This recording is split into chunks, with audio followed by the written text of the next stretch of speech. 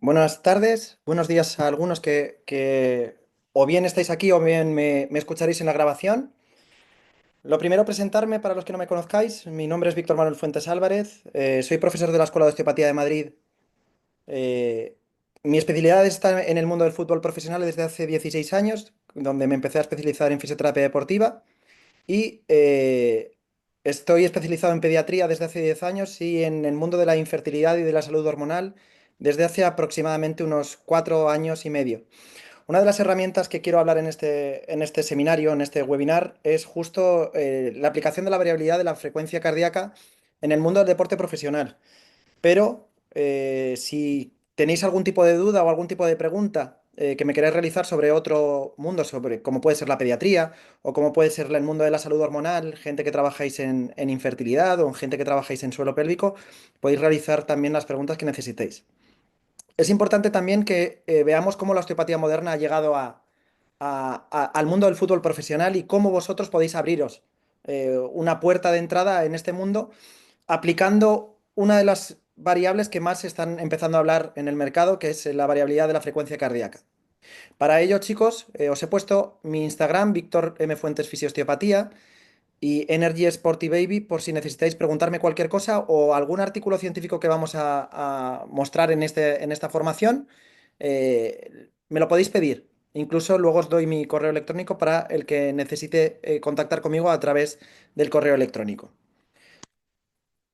¿Por qué es importante la osteopatía o las técnicas osteopáticas o la variabilidad de la frecuencia cardíaca en el mundo del deporte profesional? Yo estoy más especializado en la rama del fútbol, pero he visto que algunas personas me habéis escrito que estáis más metidas en el mundo por ejemplo, el baloncesto profesional o incluso en el mundo de la gimnasia deportiva. Es importante también identificar esos factores predisponentes en el fútbol profesional que nos hacen que esta herramienta la vayamos a utilizar. Eh, la pregunta que nos puede salir es, ¿todos los jugadores de fútbol en una plantilla profesional deben aplicarse estos procedimientos? Mi respuesta en pretemporada es que sí. O sea, sería bueno que todos hagamos el estudio de la variable, de la variación de la frecuencia cardíaca en todos los deportistas en pretemporada. Pero sí que es importante también identificar cuáles son aquellos deportistas o aquellos futbolistas o aquellos atletas que hayan sufrido algún tipo de lesiones constantes o continuadas en su práctica deportiva durante los últimos años o incluso los últimos meses para identificar cuál es el problema potencial a tratar. Es importante también que entendamos que formaremos parte de un equipo multidisciplinar. Ese equipo multidisciplinar que ahora vamos a ver, esta es la explicación en resumen y en esquema de lo que vamos a ver en esta ponencia, eh, ¿dónde nos vamos a nosotros integrar? ¿Y cuáles son las herramientas que vamos a utilizar? Nosotros vamos a utilizar nuestras manos, sobre todo a nivel de los profesionales que vayamos a tratar. ¿En qué nos vamos a basar? En las bases de la osteopatía moderna. Hay muchas personas que tienen la duda de la osteopatía moderna, ¿por qué ha cambiado tanto? Porque nos basamos en la evidencia científica. A día de hoy nos basamos en la evidencia científica. Y por eso es clave saber cuáles son las técnicas y cuáles son las leyes que van a regir lo que vamos a aplicar en cada deportista. Y es importante también identificar en qué lugar ocupamos a nivel de la pirámide de ese esquema, de ese ámbito, de ese equipo multidisciplinar. Después vamos a hablar sobre la variabilidad cardíaca o variabilidad de la frecuencia cardíaca. Es difícil el concepto, pero voy a intentarlo resumir para que lo tengáis bastante más claro. Para ello, necesitamos interpretar una serie de variables que vamos a explicar son 5 o 6 variables que son fáciles de entender para las personas que no habéis identificado este problema. Y, sobre todo, la terapia manual que vamos a aplicar, cuáles son las leyes que van a regir estas determinadas técnicas y explicaremos un pequeñito caso clínico. Es importante, voy un segundito, perdonad, que he visto que hay una raya. Voy a ver si lo puedo quitar. Dadme un segundo, por favor. A ver.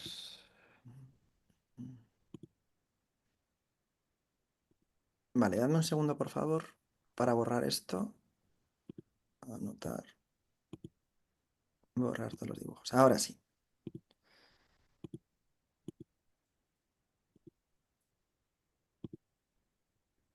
La osteopatía moderna en el mundo de la medicina deportiva. En el lado izquierdo es el trabajo que realicé con el respaldo de Luis Palomé que presentamos ante el Real Madrid y ante algunos clubes deportivos para que veamos cómo nuestro trabajo va a estar respaldado a nivel de la evidencia científica. ¿Y esto para qué os va a servir a vosotros, chicos? Porque podéis realizar no solo trabajos a nivel a pie de campo, sino también estudios de investigación que van a ayudar a los determinados profesionales que trabajan en equipos profesionales o no profesionales. ¿Para qué nos va a servir también? Es una herramienta de diagnóstico, pero también es una herramienta de tratamiento, como vamos a ver en los vídeos que os he presentado. Es un feedback para pacientes y para terapeutas. Muchos de los deportistas profesionales necesitan ver plasmado en una tablet, en un ordenador, cómo va su evolución, cómo va su recorrido, su mejoría terapéutica. Entonces, es un feedback que le vamos a decir al jugador, pues vas en progresión o necesitas adaptar a determinadas cosas que vayamos a pautar. Es importante el trabajo multidisciplinar porque esto es una herramienta que vamos a utilizar nosotros como fisioterapeutas o como osteópatas, pero también el psicólogo puede utilizar esta herramienta. Y también lo va a utilizar el nutricionista. Y también el psicólogo. Y sobre todo con nosotros, el preparador físico y el readaptador, que van a utilizar esta herramienta para saber cuál es el objetivo terapéutico que vamos a tratar. Porque la herramienta variabilidad de la frecuencia cardíaca, que vamos a explicar ahora en qué consiste, nos va a decir cómo está el estado de nuestro jugador. Que lo llevamos fuera de lo que es el deporte profesional, nos va a decir cómo está nuestra chica o chico que viene a nuestra consulta para saber cómo está su salud hormonal. O una persona con una migraña continuada, con una migraña crónica, aunque el término crónico ya se está quitando, ¿cómo vamos a poder enfrentarnos a, estamos siguiendo el mismo protocolo de tratamiento y ahora necesitamos saber en qué estado está? Y es importante identificar que no siempre tenemos que hacer lo mismo, sino que ahora vamos a tener una herramienta que nos va a marcar cuál es el camino a seguir con nuestros pacientes. También os va a servir esto como inicio para vuestra investigación, para proyectos, artículos, publicaciones científicas que queráis poner. Y también que vosotros, como alumnos, aprenderéis a ver cómo esta herramienta va a estar a las puertas de la medicina moderna, que ya está metiéndose en unidades de rehabilitación deportiva, cardiología deportiva y en otra serie de organigramas a nivel hospitalario. Esto es un esquema de lo que es un equipo médico. Pues ahí os he puesto el equipo médico del Real Madrid, pero podéis poner de hace años, pero podéis poner el equipo que vosotros trabajéis o del equipo que seáis. Ahí a mano izquierda está el doctor Mijic con Pedro Belón y Juan Muro y Davide Violati, que están ahí como principales fisioterapeutas de un equipo que está formado entre 7 y 9 fisioterapeutas. Entonces, tenemos que tener en cuenta que el servicio médico lo gestiona en los clubes deportivos de élite, los gestiona sobre todo la cúpula deportiva, la cúpula directiva, que es el que los presenta. Hay veces que se genera médicos internos y médicos externos. Si se contratan los servicios por parte de médicos externos, pues se contratarán agrupaciones médicas como puede ser en España Sanitas o Adeslas o cualquier tipo de grupo, o en el Atlético de Madrid hace años que era FREMAP. Entonces, fuera de lo que son los servicios externos, están los servicios internos. Tanto los jugadores propiamente van a contratar los servicios de médicos y fisioterapeutas y readaptadores, como también el club les va a ofertar determinados médicos, como es el doctor Leyes en la medicina traumatológica, o muchos de los médicos que trabajan con clubes de fútbol de modo externo, pero luego trabajan con ellos a nivel interno. Es importante la figura del fisioterapeuta, pero también la figura del osteópata. La diferencia es mucha. Nosotros utilizamos la terapia manual como diagnóstico y como tratamiento, pero también vamos a utilizar la herramienta de la frecuencia cardíaca, de la variabilidad de la frecuencia cardíaca como herramienta para saber cómo están.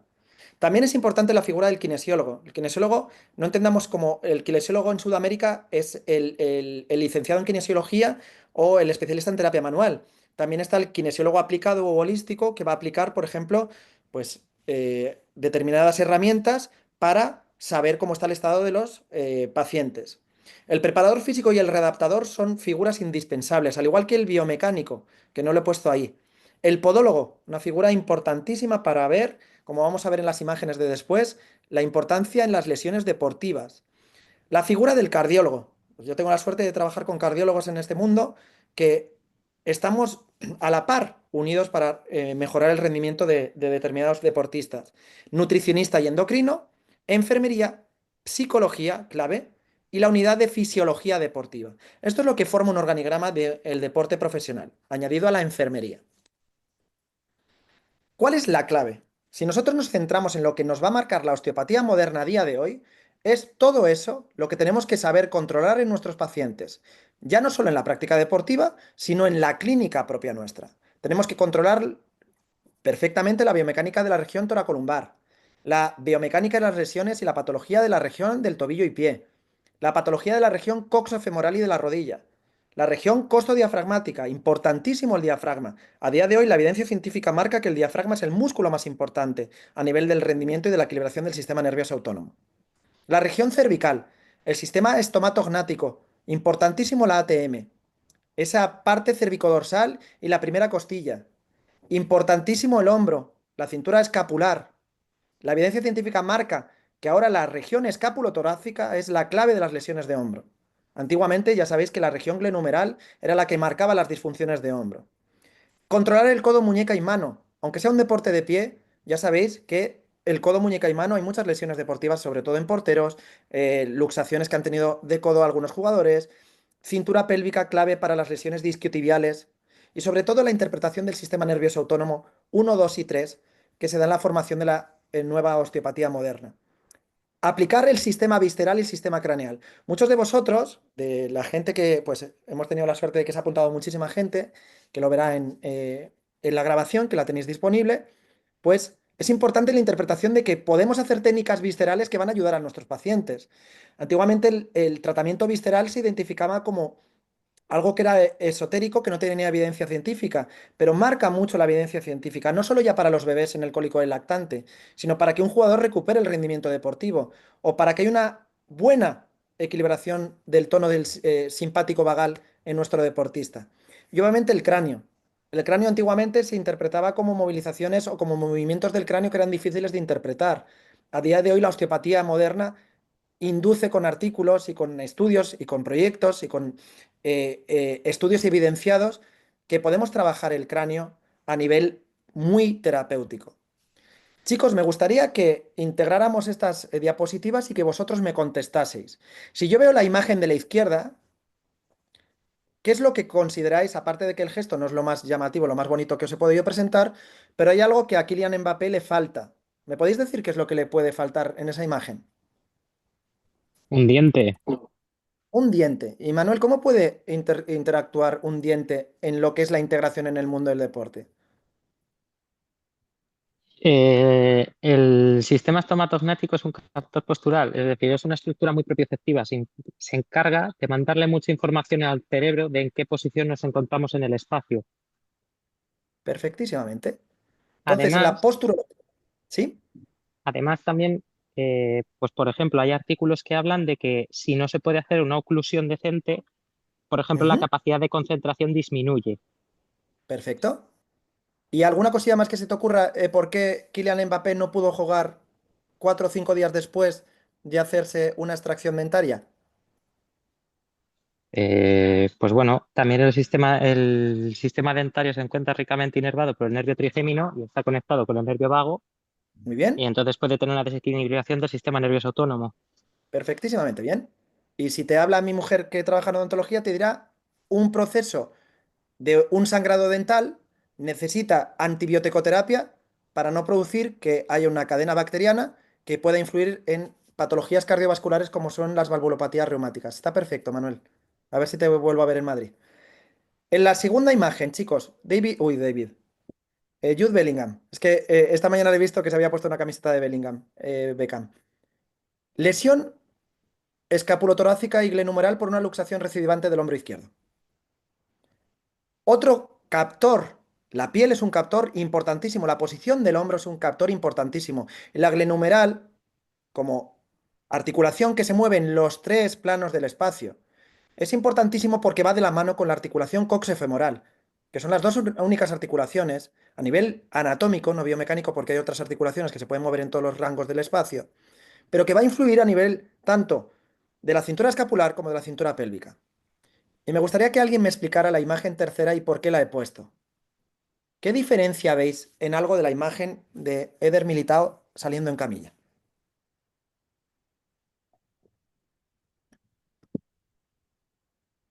Y si os equivocáis, no pasa nada.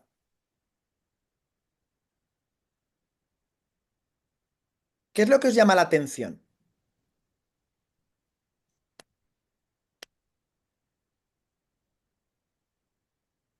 De la rodilla para abajo.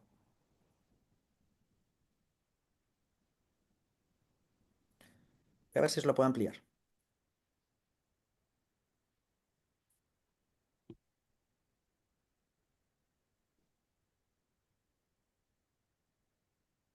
Mirad, chicos, mirad las botas. Segunda lesión de Eder Militao de rodilla.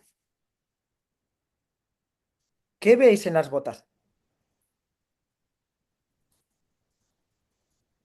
No están manchadas de la misma forma. Exacto. Con lo que hay una diferencia del apoyo plantar. Esto te pasa en el campo del Puerta Bonita. En el campo de tal, lo llego a entender. En un Santiago Bernabéu, no. Con lo que el césped es una alfombra. Con lo que ahí te está marcando que el apoyo plantar de este chico es incorrecto. En el apoyo donde la rodilla se lesionó anteriormente, él es una ligamentoplastia de las dos rodillas, en una está pisando mucho más que en la otra. Con lo que hay un defecto, un fallo en uno de los captores podales de los captores que has hablado muy bien, Manuel. Uno es la ATM y el otro es el factor podológico, o sea, el captor podálico. Con lo que ya sabéis que los captores, el pie, la ATM y la visión deben ser los mayores componentes de regulación que tenemos. Y los terapeutas manuales podemos influir en los tres. Con lo que tenemos que comprobar, y esta imagen la saben perfectamente ellos, porque hablé con uno de los servicios médicos del Madrid, en el que el apoyo plantar es incorrecto el de este chico.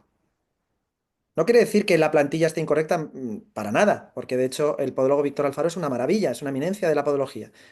Pero este chico carga de una forma que le está predisponiendo a tener riesgo de lesión. Y el trabajo hecho por mis compañeros y por nuestros compañeros, porque todos somos compañeros, está perfectísimamente hecho. Pero aquí en esta imagen os la he puesto por ese riesgo que se vio de diferente apoyo plantar. En la imagen de la derecha es la lesión de un codo, una luxación de un codo que se ha producido en un partido de fútbol. Chicos, ¿cómo integrarlo más? Pues Vinicius ahí con Salom, que sale ahí con Mijic detrás, sale con una lesión en el trapecio, una lesión en el cuello que le mantuvo una semana sin poder jugar. En la segunda imagen, Ander Herrera, que le tenéis en Boca Juniors, creo que es, nos marca cómo se puede generar una disfunción pélvica por una descoordinación no solo de los abdominales con respecto a los aductores, sino también de la mala posición a nivel lumbar. Ha cambiado todo muchísimo, chicos. El estudio científico te marca que ahora la mayor equilibración de las rodillas en nuestros pacientes no es potenciar el vasto interno y vasto externo, es potenciar glúteo medio y cuadrado lumbar. O sea que es importantísimo identificar que muchas de las lesiones de miembro inferior aparecen por disfunciones biomecánicas de una desequilibración de estos dos.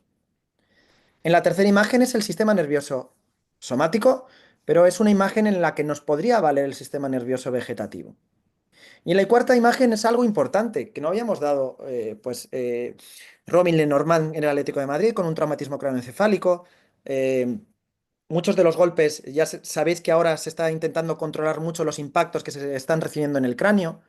De hecho, se están haciendo estudios para que no los niños, desde categorías inferiores, no den impactos con la cabeza hasta aproximadamente los 13-14 años. Hay gente que está estudiando poner pequeñitos, no sé cómo se llaman, soportes que absorban el impacto de los remates de cabeza para que no haya fenómenos de movimiento. Ya sabéis que la dura madre sujeta al cerebro y cualquier impacto que pueda recibir el cráneo va a repercutir sobre el cerebro. Rafael Barán, que se ha retirado hace poquito, es uno de los ejemplos que ha dicho que no se encuentra bien por tanto impacto de cabeza, ¿no? Entonces, la terapia manual influye en el cráneo y es importante identificar eso. Esto es una de las imágenes más buenas, las puse hace tiempo. Si él se hubiera dado cuenta que su Paris Saint-Germain hubiera llegado a la final de la Champions, pues realmente lo que le costó a este chico cambiar de su París al Real Madrid. Y eso es una variable que tenemos que identificar y que se puede marcar. Antes os he dicho la figura del psicólogo. El psicólogo puede poner exactamente la banda que os voy a decir cómo se coloca en sus pacientes, preguntarle cosas y viendo cómo influye la variable. en la variabilidad de la frecuencia cardíaca, ver cómo ir o tratar a su paciente, igual que el odontólogo, o al igual que muchos de los especialistas que os he marcado. ¿Para qué se utiliza? Pues la gente que estamos trabajando sobre el deporte profesional con esta herramienta se ayuda para llegar al racionamiento clínico de los futbolistas y desempeñar un óptimo trabajo de fisioterapia. Poniendo ejemplos, chicos, Itziar González de Arriba, nutricionista de la primera plantilla del Real Madrid, utiliza la nutrición para disminuir el riesgo de lesión. Nosotros vamos a utilizar la variabilidad de la frecuencia cardíaca como herramienta para poder disminuir el riesgo de lesión. Pero no solo como preventivo, sino también, ya una vez tenida la lesión aguda, generar determinadas variables y determinadas técnicas que mejoren el rendimiento de nuestro jugador. ¿Qué es lo que va a influir en un deportista? Pues prácticamente lo que puede influir en una persona convencional, pero añadido a otra serie de cosas, como son experiencias traumáticas, muchos de los cambios de país o de región en los que están, cambios de país, de equipo, de incluso marca deportiva que dificulte o modifique su pisada. Todo esto tiene graves repercusiones en el sistema nervioso autónomo. ¿Y qué va a alterar? La variabilidad de la frecuencia cardíaca. ¿Cuál es nuestro objetivo como terapeutas manuales? Tener herramientas en las que nosotros nos apoyemos y el servicio médico vea reflejado que lo que le vendemos no es una moto. Lo que le vendemos es un trabajo correcto para que el jugador mejore. ¿Qué es la HRV? Es la variabilidad de la frecuencia cardíaca. Y es importante que generemos una equilibración simpático-vagal. Ahora voy a explicar con una gráfica porque es muy difícil de entender qué es la variabilidad de la frecuencia cardíaca. Pero lo que está claro, chicos, es que un nervio vago que no está bien adaptado influye en una gran cantidad de síntomas. Tened en cuenta que hace años una persona iba al neurólogo y decía, doctor, me noto con una temblor esencial en la mano, te hacían pruebas y el neurólogo te decía, no tienes nada, es estrés. Pero 5 años o 6 años más tarde se identifica, por ejemplo, a partir de los 45, 50 años, incluso antes, un síndrome parkinsoniano. Y a día de hoy se ve que el Parkinson, si os metéis en la página de Parkinson, a nivel, en su página oficial, te sale que el primer marcador del Parkinson es un problema intestinal. Y el intestino, el principal regulador del sistema nervioso entérico y del sistema intestinal, es el nervio vago. Con lo que regulando el nervio vago y generando una equilibración simpático-vagal, generaremos una adaptación para que si el problema potencial puede ser un Parkinson en el caso este, o el problema potencial puede ser que por un desajuste simpático-vagal el jugador X genere lesiones en los isquiotibiales y no siempre sea porque tenga un ilíaco posterior o tenga una torsión del sacro que pueda influir a nivel biomecánico sobre esa pelvis, tenéis una herramienta más para añadirlo. ¿Cuál es lo principal, chicos? La frase que pone al final. En el mundo de la fisiología, pues JL Chicharro, si tenéis la suerte de leer sus artículos, lo tenéis en Instagram, José Luis Chicharro, fisiólogo no solo del Madrid, sino de salud hormonal. O sea, si os dais cuenta, muchos de los que nos dedicamos a la especialidad del deporte no estamos solo encerrados en el deporte. Te dice que los órganos internos son la fuente de información sensorial del cerebro. El cerebro se adaptará a esa recepción de señal. Y aquí, chicos, esta es la herramienta que os presento. Ya la conocéis muchos de vosotros. Pues hay grandes estudiantes del sistema nervioso autónomo general, como es Luis Gonzaga, que tengo la suerte de pues poder considerarle mi amigo, es un grandísimo profesional del sistema nervioso autónomo, y muchos de los que estamos trabajando la variabilidad cardíaca en el mundo pues, de la salud hormonal y en el mundo del deporte profesional. Si veis el electrocardiograma, chicos, lo voy a marcar aquí porque el ordenador no me permite. Mirad, os voy a marcar con el puntero del ordenador. Esto es un electrocardiograma. La onda P, la onda Q, la onda R, la onda S, la onda T. Si nos basamos, chicos, en la lectura electrocardiográfica, te dice la onda P es la contracción de la aurícula. El complejo QRS es la contracción del ventrículo. Esto es lo fácil de aprender. Me contraigo la aurícula, contraigo el ventrículo y la onda T es el descanso ventricular. Fijaros, contraigo la aurícula, contraigo el ventrículo, relajo el ventrículo. La diferencia entre las ondas R, fijaros, el complejo QRS es contracción ventricular. La distancia entre las ondas R de un electrocardiograma va a marcar la variabilidad de la frecuencia cardíaca. Antiguamente se decía que cuanto más simétrico fueran la distancia entre las ondas R, el paciente es más sano. Es una torpeza, porque cuanto más distinto sea que se mide en milisegundos, ahí falta una M, bueno, no, porque está el punto 0,8 son segundos, serían 833 milisegundos. Cuanto más diferente sea la distancia entre las ondas R, el paciente tiene mejor adaptación. ¿Esto qué quiere decir? Que si yo tengo 833 milisegundos, 834 milisegundos, 836 milisegundos, si yo ahora me pongo de pie, la actividad cardíaca me está diciendo que el sistema nervioso simpático y parasimpático no adaptan correctamente. Con lo que si yo estoy sentado, mi actividad simpática es más alta que tumbado boca arriba, pero es más baja que andando y es mucho más baja que haciendo una actividad deportiva como podéis ser, pues, correr o ir al gimnasio. ¿Entendéis? Cuando estoy tumbado entra el parasimpático, la acción vagal. Cuando estoy haciendo una actividad deportiva entra más el sistema nervioso simpático porque es el que aumenta la frecuencia cardíaca. Lo que hay que hacer es regular.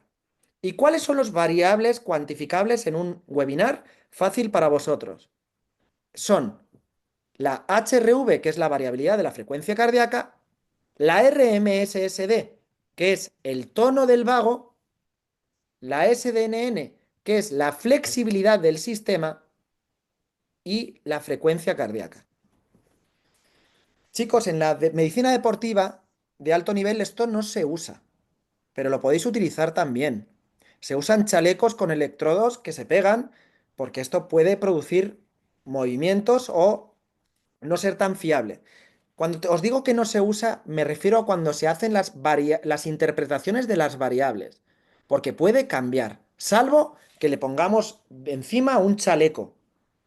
El Holter, que es un aparato que mide 24 o 72 horas la frecuencia cardíaca, aplica el estudio de la variabilidad de la frecuencia cardíaca. Y el Holter ya sabéis que son electrodos puestos con un transmisor. Esto, chicos, la banda Polar tiene una fiabilidad altísima. Esto es una banda que os vale 70-80 euros en Amazon y tiene esto que es el transductor que va a llegar al teléfono móvil o a la tablet donde lo tengáis conectado. Lo que os aconsejo, ¿vale otra marca que no sea Polar? Sí que vale, pero el estudio que se hace se realizó sobre esta banda y sobre todo sobre la banda Polar H10. Entonces, si yo giro la banda, veis que aquí tiene una especie de receptores de señal. Esto es lo que realmente va a captar la información cardíaca del cuerpo. Entonces, esto lo va a transmitir a la tablet o al móvil que tengamos conectados. Es importante que sepáis que hay otra serie de medidores, si utilizáis la tecnología NESA, la, la equilibración del sistema simpático vagal a través de la corriente de baja frecuencia, viene incluido el Wicardio. El Wicardio son esos sensores que veis ahí, que en vez de tener una banda, lo colocáis vuestros dedos en flexión y os hace un registro de la actividad cardíaca. La diferencia entre el Wicardio y el Polar es que el Wicardio no vais a poder hacer técnicas y comprobar si están viniendo bien, porque esto te hace el estudio previo y al final. Esto sí que os va a beneficiar para realizar todas las técnicas y test que vayáis a realizar. ¿Entendido? La aplicación que os tenéis que descargar en el móvil y en la tablet es Elite HRV. Es gratuito. Todo es gratuito salvo la banda. Interpretación de las variables.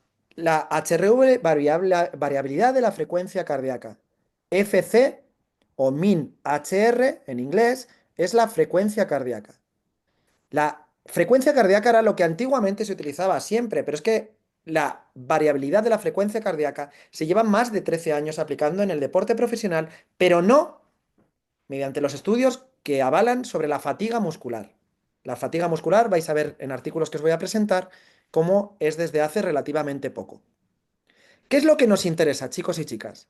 La RMSSD, que es el tono vagal del paciente, y la SDNN, que es la flexibilidad del sistema. Va a medir la resistencia periférica de esas arterias esplénicas, de todas las arterias que van a nivel visceral. Y el total power, esto es la gran pregunta.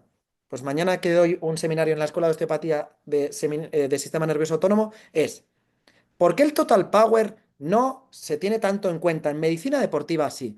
El total power es la batería que nos queda. Lo único es que no se puede cuantificar, si me preguntas, Víctor, ¿cuáles son los niveles normales de total power? No hay ciencia que te lo pueda decir. Lo que está claro es que cuanto más alto esté el nivel de total power, más carga energética tiene el paciente. Apuntad, chicos, la frecuencia cardíaca normal en un paciente al uso está entre 60 y 80. No quiere decir que un paciente que te presente una frecuencia cardíaca de 50 esté en un riesgo cardiovascular, y más cuando hace un deporte de alto nivel. Hay pacientes que hemos hecho deporte muchos años, pero luego lo dejamos y tenemos un ritmo cardíaco en reposo de 40 a 42. Eso hay que hacer un estudio cardiológico para decir que estamos bien. Y también si el paciente presenta una frecuencia cardíaca de 96, que es taquicárdica, no quiere decir que tenga una patología cardíaca del ritmo, sino que va asociado a otra serie de neurotransmisores que puede ser el estrés lo que le pueda estar influyendo. La RMSD, los niveles normales cuantitativos son 45. Eso es lo que tenemos que intentar conseguir.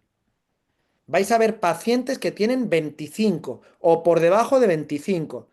Pacientes que vosotros le pongáis la banda y tengan de RMSSD ya por debajo de 25, son pacientes que tenemos que controlar los moduladores que vamos a hablar después.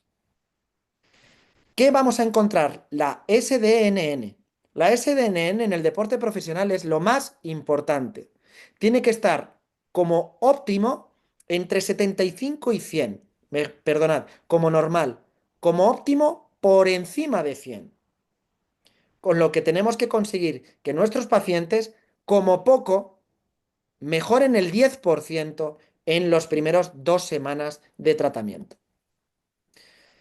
Estos chicos, fijaros, yo le he puesto la banda polar a un paciente, en este caso es un deportista profesional, porque es lo más llamativo para presentarlo en un curso, y está en T1.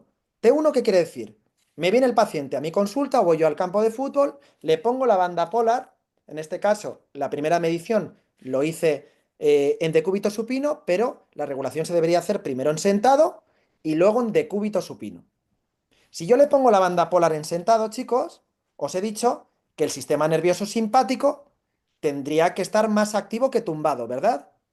Con lo que si yo le pongo la banda polar, la frecuencia cardíaca, imaginaros que pone 65. La RMSD, fijaros, 23,73. Está por debajo de 25. ¿Lo veis ahí? En la margen de la izquierda.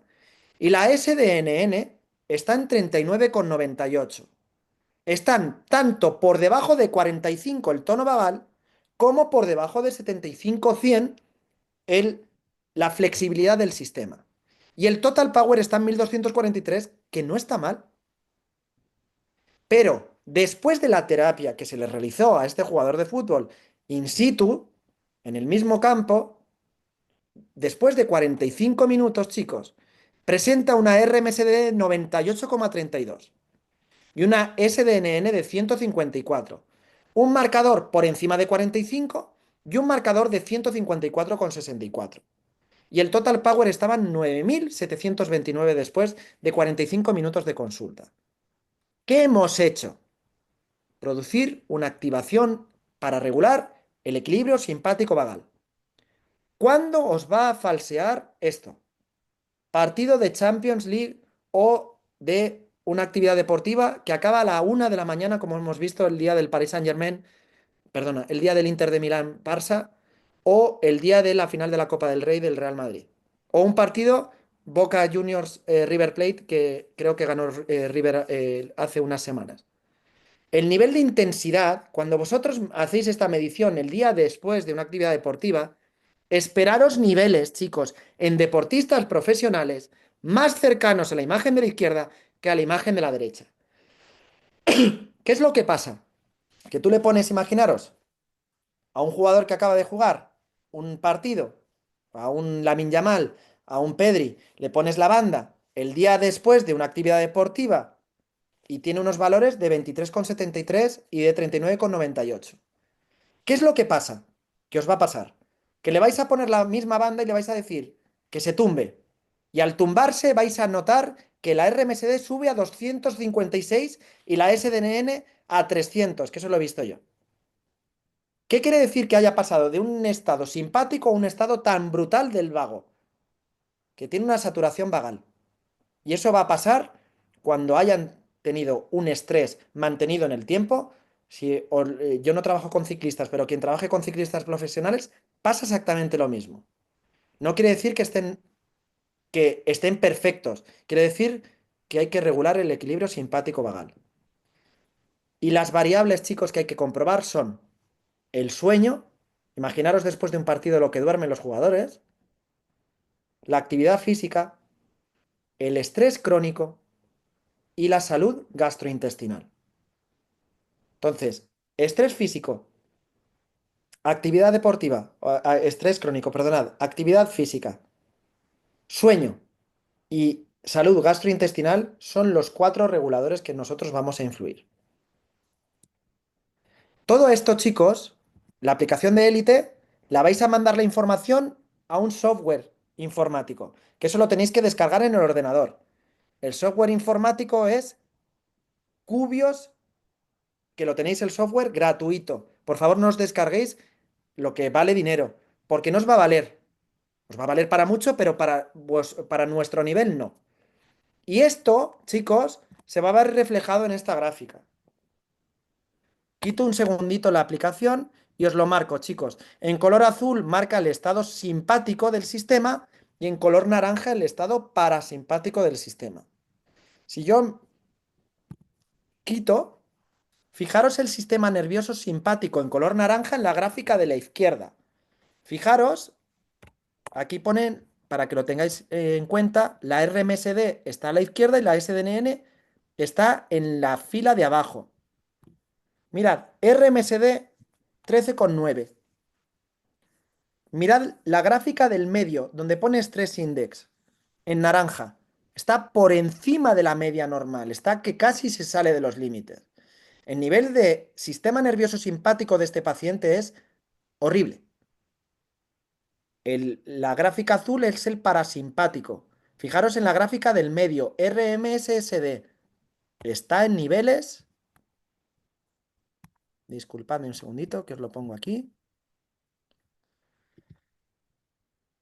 Si alguna vez os compráis un ordenador Mac nuevo y dais clase, os va a pasar esto, que vais a tener que regularlo todo. Mirad, RMSD 13,9, estrés por encima de la media, esta es la media más menos 1, y fijaros la SDNN que está en 15,0, está en un riesgo cardiovascular muy grande. La frecuencia cardíaca, chicos, que tiene el paciente, 80 latidos por minuto.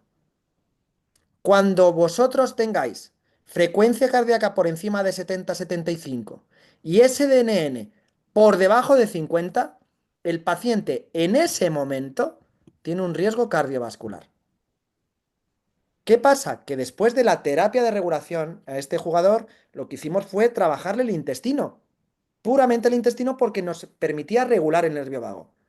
El paciente cambia a 53,9 de RMSD y el SDNN en 47,3, que me vas a decir, Víctor, está por debajo de 50. Sí, pero hay un cambio de casi, bueno, de más de 30 en una primera consulta. Entonces, mirad el latido por minuto. Están 60 latidos por minuto. Entonces, eso es un gran cambio. Y eso es lo que tenéis que hacer. ¿Qué leyes cardiológicas nos vamos a utilizar para aplicarlas en nuestros deportistas? O como os he dicho, que ahora he visto que estáis más metidos en clase, chicos, en la salud hormonal, en el suelo pélvico, en las personas que trabajan con ELA, en personas que trabajan con esclerosis múltiple, en personas que trabajan con parkinsonianos. Regulad y utilizar las leyes de presión-volumen. La ley de Frankenstein es bastante más difícil de entender, pero la ley de Boyle lo tenemos todos claros desde la carrera de fisioterapia y desde química. Cuanto mayor es la presión, menor es el volumen. Si nosotros queremos utilizar maniobras de presión-volumen, vamos a modificar la variabilidad de la frecuencia cardíaca. ¿Qué técnicas mejoran, chicos? La osteopatía moderna, lo que estamos dando a día de hoy en la Escuela de Osteopatía de Madrid, es técnicas que se evidencien que mejoran la variabilidad de la frecuencia cardíaca. Entre ellas, las técnicas periféricas. Tú, Jaime, me preguntas, o Ramón, me decís, Víctor, es que yo utilizo presoterapia. En mi clínica utilizo presoterapia y es que mis pacientes me dicen que tienen mejor rendimiento a la hora de correr. Y decís, eso es porque ha disminuido la presión en las piernas. Sí, tenéis razón. Pero lo que estáis haciendo son técnicas periféricas que están mejorando el retorno cardíaco. Y eso se cuantifica mediante la banda. Le ponéis la banda previo, le hacéis, en este curso es una formación de terapia manual, pero le ponéis un aparato que mejore la resistencia periférica o un masaje de drenaje o técnicas de presión, inspiración en el abdomen. Y ahora os he puesto un vídeo para que lo veáis. Antiguamente se decía, y se nos decía a los terapeutas manuales que éramos chamanes, porque poníamos una mano y el cuerpo empezaba a girar, a movilizarse. Un contacto en cualquier víscera del cuerpo, fijaros lo que hace. Activa mecanorreceptores que van a ir a médula espinal o a un tronco que es el núcleo del tracto solitario a nivel encefálico. Si yo apoyo mi mano en el estómago, y esto os ha pasado a los que tenéis hijos, cuando le tocáis la carita no, el pecho, la tripita a vuestros bebés, que se duermen, eso es que yo le estoy dando una pregunta al sistema. Si yo, por ejemplo, toco a un niño para calmarle, desconocido, lo primero que va a saltar es su sistema nervioso simpático.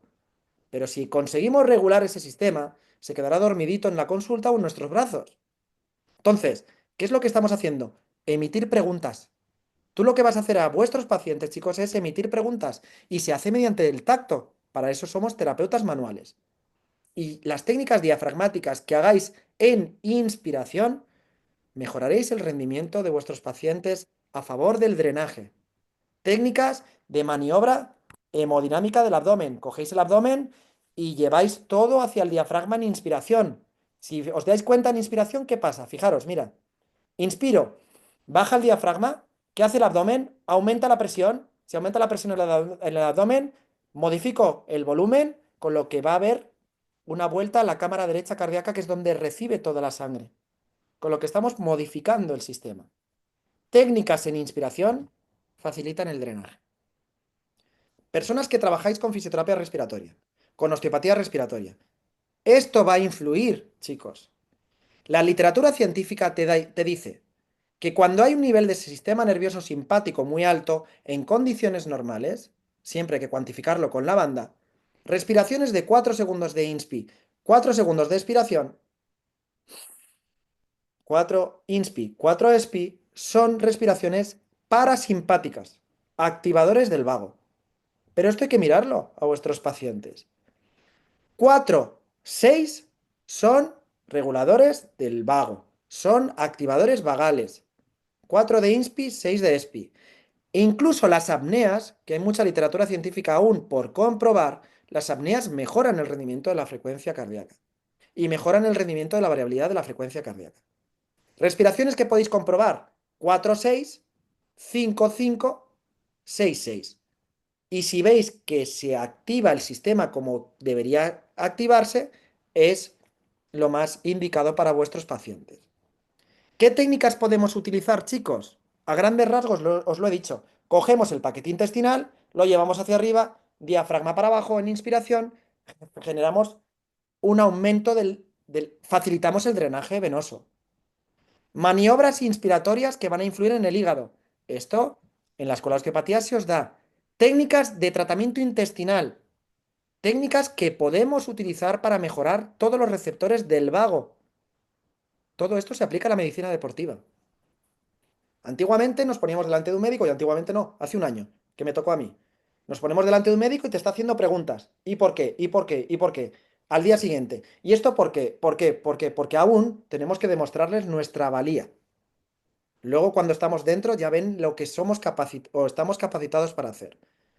¿Podemos tratar, garantizar la curación de alguien? Imposible. ¿Podemos garantizar que nuestro conocimiento va a mejorar al paciente? No. ¿Pero podemos garantizar que nuestro conocimiento va a estar a merced del paciente? Sí. ¿Más leyes, chicos, que identifican? Pues fijaros, esto sería, mi paciente está ahí tumbado, en T1, con la banda puesta, en decúbito supino. Aquí, la variabilidad de la frecuencia cardíaca es mayor, o debería ser la RMSD y la SDNN, mayor o menor a estar sentado.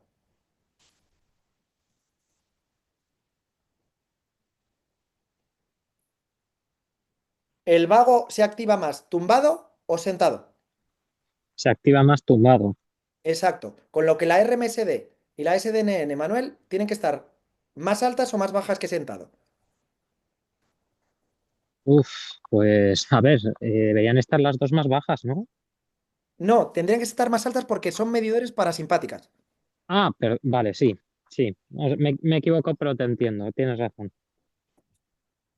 Si yo pongo la banda, chicos, sentado y tumbado, la frecuencia cardíaca de sentado a tumbado tiene que bajar. La RMSD y la SDNN tienen que subir. Si no pasa, ya tenemos un indicador de que nuestro jugador no está bien. No, pero ¿por qué Camavinga se lesiona tanto? Hay que mirar muchas cosas. ¿Por qué Pedri ha dejado de lesionarse mucho a lesionarse poco? Hay que agradecer al servicio médico del Fútbol Club Barcelona. ¿Por qué X? No pongo nombres. Imaginaos vosotros el jugador, ¿vale? Entonces, ¿qué leyes vamos a activar? La respuesta de las células enterocromafines que van a utilizarse, las maniobras de estiramiento, cizallamiento, vibración, que van a mandar la pregunta al núcleo del tracto solitario que es vagal. ¿La respuesta qué será? Activación parasimpática, eso depende del cerebro, de la red autonómica central, para que el músculo, por ejemplo, se relaje. ¿Os imagináis un jugador de fútbol que entra, que por mucho que tenga una cuenta corriente, que yo no sé si yo siempre me imagino a los jugadores de fútbol profesional con la libretita de los abuelos, que van al banco y les dice, ¿me la puedes poner al día? ¿Cuánto tiempo tardarán en poner al día una cuenta corriente de un deportista profesional? Entonces, ellos se piensan que están perfectos, pero luego a nivel emocional están muy jodidos. ¿Os imagináis cómo el factor emocional que gracias a Dios tienen los psicólogos en los clubs puede llegar a influirles? Nosotros con las manos podemos generar regulaciones del sistema y también del sistema emocional. Reflejos gastrointestinales. Fijaros, chicos, el paciente está cogiendo aire, yo cojo todo el paquete intestinal y lo subo hacia el diafragma. ¿Qué es lo que voy a comprobar en la tablet?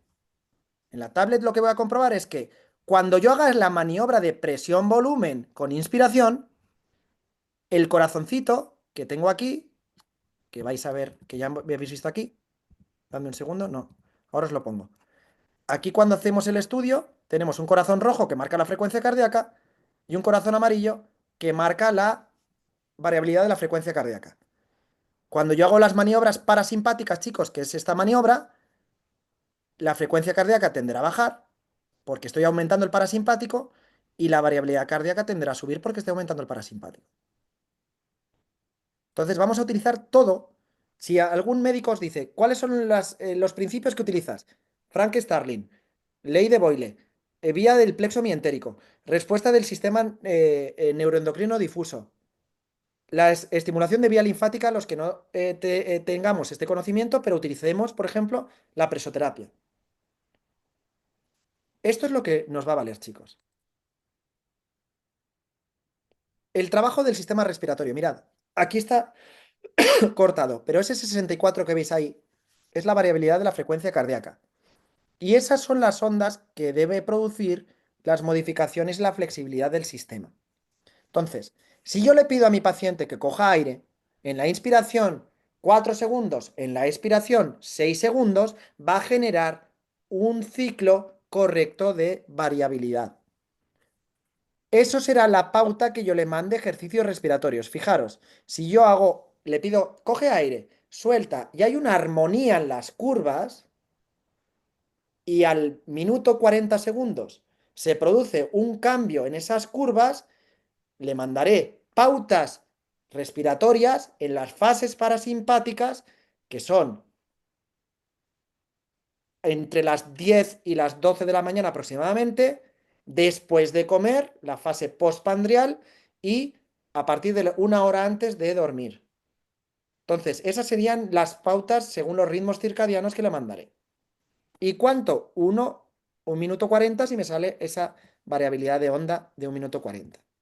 Aplicación terapéutica, chicos.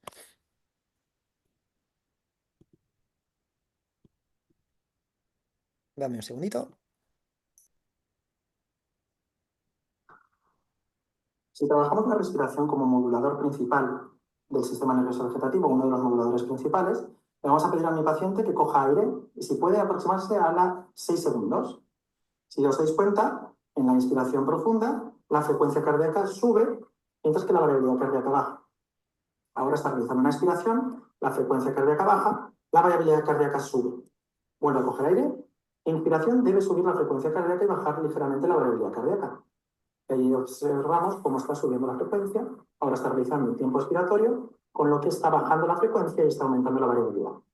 Es decir, que en este paciente sería indicado realizar ejercicios de modulación de la respiración 6-6 porque es un activador correcto de su sistema nervioso vegetativo. ¿Entendido?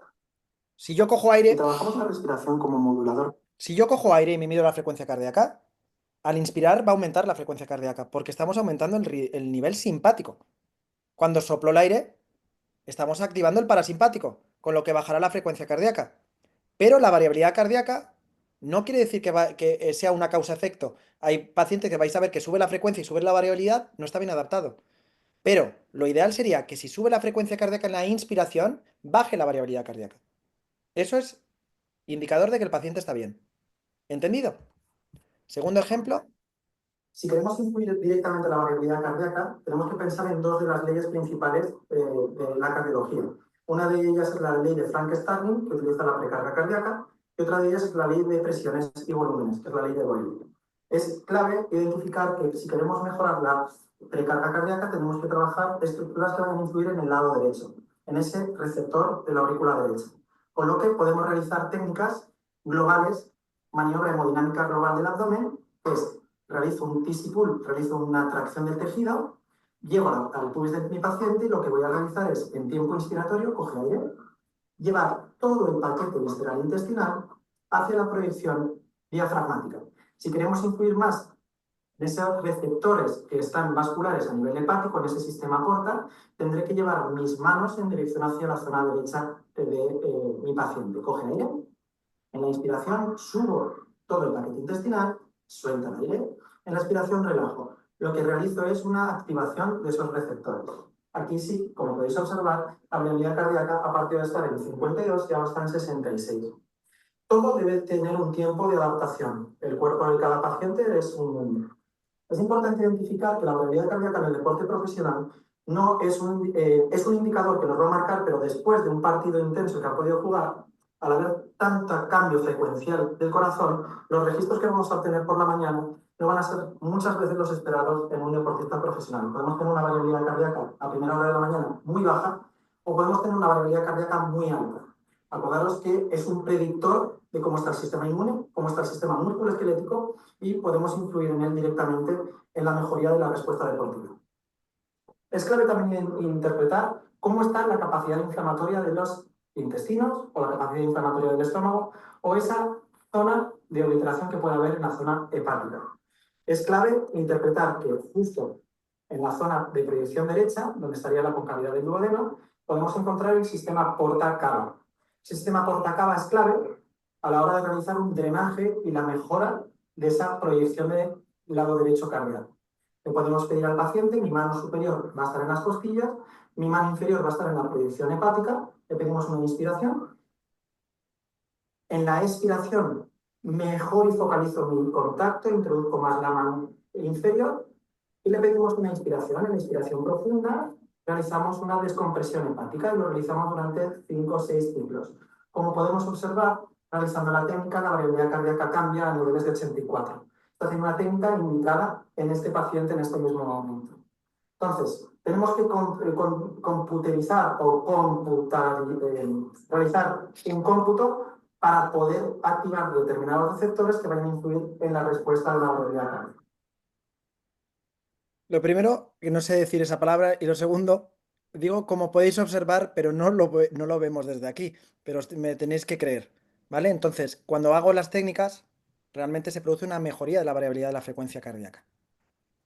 Chicos, os invito a que, pues tengo la suerte de que han contado conmigo para formar parte de uno de los mejores congresos de osteopatía que hay en el año 2025, que es el Osteo Summit, que no solo se habla de deporte, tengo la suerte de compartir mesa con Pablo Escribá, que es médico, eh, bueno, osteópata, fisioterapeuta, mi compañero es un crack de tío, con Gonzalo, vamos a hablar sobre variabilidad de la frecuencia cardíaca en Madrid, los que podáis venir a vernos. Él va a hablar sobre la importancia del sistema nervioso autónomo en las lesiones deportivas, pero también hay una mesa sobre gestación, embarazo, posparto y otra mesa que la lleva Alejandra Carolina y otra que con Miguel Ángel Lérida, que seguro que le conocéis, a Gerard Álvarez, pues, estamos hablando de personas top, me exceptuáis a mí y todos los demás son una maravilla y estamos formando parte de uno de los mejores congresos de osteopatía que yo os aconsejo que os apuntéis. Es una maravilla y es el 14 de junio de este año, o sea, dentro de un poquito más de un mes.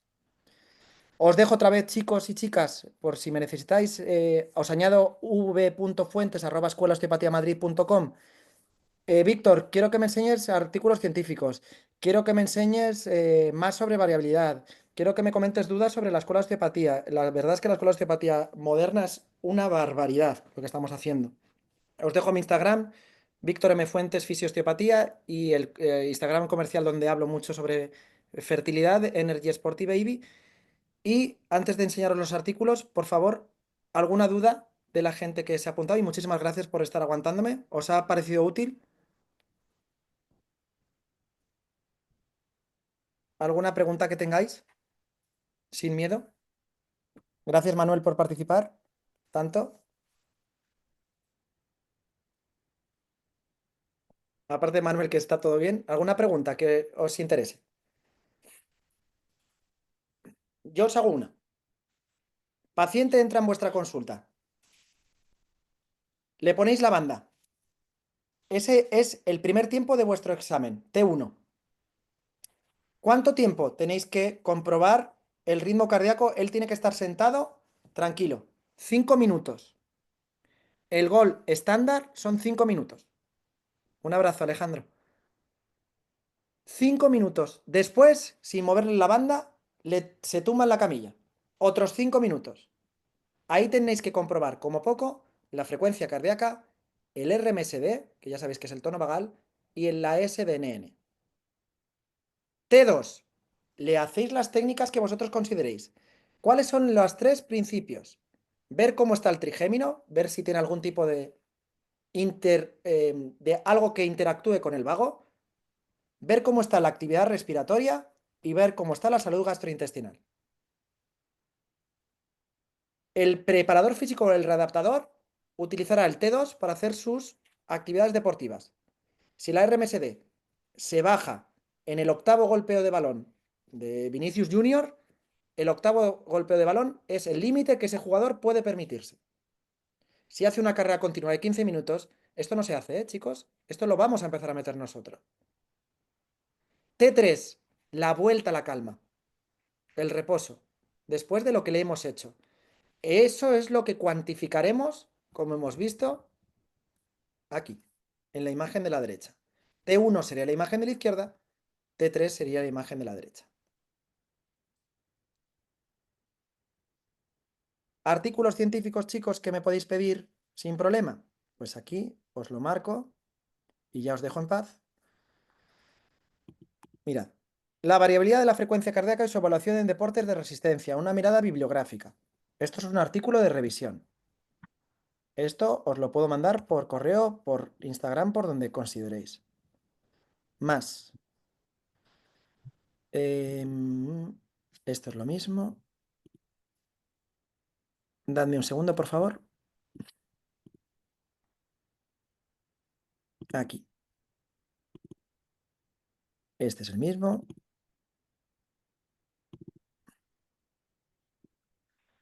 La variabilidad de la frecuencia cardíaca como indicador de fatiga en el fútbol profesional. todo esto os lo puedo pasar, lo que necesitéis, ¿vale? Del año 2021 de la Universidad de Valencia. El trabajo realizado por el que os está hablando. Evidencia científica que respalda todo esto. La tesis de la Universidad de Valencia y el International Journal of Sport Physiology and Performance del año 2015. Monitoreo de la fatiga durante el periodo competitivo de una temporada en jugadores de élite. Podéis hacer revisión de artículos, revisión bibliográfica. Muchas gracias a ti, Dafne. Em, Todo lo que podáis utilizar, no solo el intentar trabajar en un equipo, es muy difícil. Lamentablemente necesitamos enchufes por doquier o que nos conozcan cómo trabajamos. Y cualquier cosita, chicos, nos lo podéis pedir en la Escuela de Osteopatía. Tenéis mi correo, mi Instagram y lo que necesitéis. Y ha sido un placer estar con vosotros. Un abrazo muy grande a todos, a la gente de Sudamérica, de Centroamérica, de España, de Portugal, que he visto que había gente de Portugal. Y Oscar, no te preocupes porque se va a quedar grabado. Entonces, cualquier cosita lo vais a ver ahí, ¿vale? Y un abrazo fuerte, chicos. Y Forza Inter. Adiós.